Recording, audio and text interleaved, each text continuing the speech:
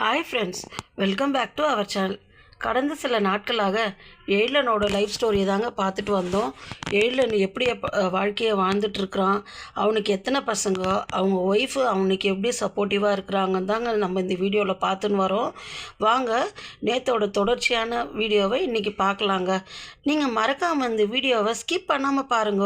அப்போ தான் நான் போடுற உண்மையான கதையை பார்த்துட்டு நீங்களும் நல்லா என்ஜாய் பண்ணுவீங்க.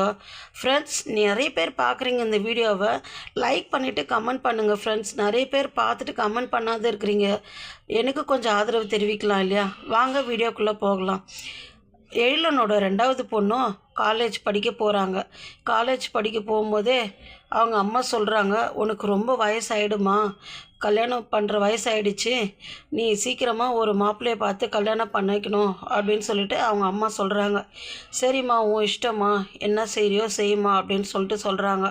அதே மாதிரி வீட்லேயும் அவங்க மாப்பிள்ளையை பார்க்குறாங்க. அவரும் நல்லா சர்ப்ரைஸ் கொடுக்குற மாதிரி ரிங் எடுத்துகிட்டு வந்து அவளுக்கு ப்ரப்போஸ் பண்ணுறாங்க. ரொம்ப ஹாப்பியாக இருக்கிறா. அவங்களே கல்யாணம் பண்ணியும் வச்சிடுறாங்க. எல்லார் முன்னாடியும் கல்யாணம் பண்ணி வச்சதுக்கு ரொம்ப சந்தோஷமாக இருக்கிறா. எப்படியோ இப்படி லைஃப்பை என்ஜாய் பண்ணிகிட்டு இருக்கிறாங்க. எழிலனோட மூணாவது பொண்ணு அவங்க தாத்தா பாட்டி கூட வயல்வெளியில் இருக்கிற கிராமத்தில் என்னங்க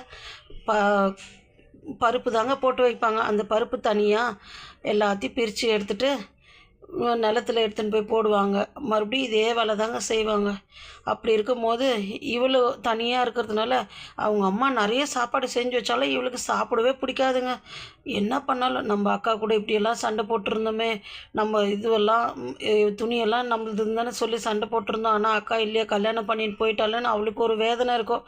அந்த வேதனையெல்லாம் மறக்க அப்பா பால் பண்ணையில் போயிட்டு நல்லா அந்த பால் பண்ணையை சேல் பண்ணிட்டு வருவாங்க இல்லையா, பால் வியாபாரம் பண்ணுறாங்க இல்லையா, அந்த மாதிரி போயிட்டு பால் சேல் பண்ணிட்டு வருவாங்க. மூணாவது பொண்ணுக்கும் கல்யாணம் பண்ண முடிவு பண்ணிட்டாங்க. நல்லா சந்தோஷமாக வாழுறாங்க. இதனோட தொடர்ச்சி நம்ம நாளைக்கு பார்க்கலாம் ஃப்ரெண்ட்ஸ். பாய் பாய்.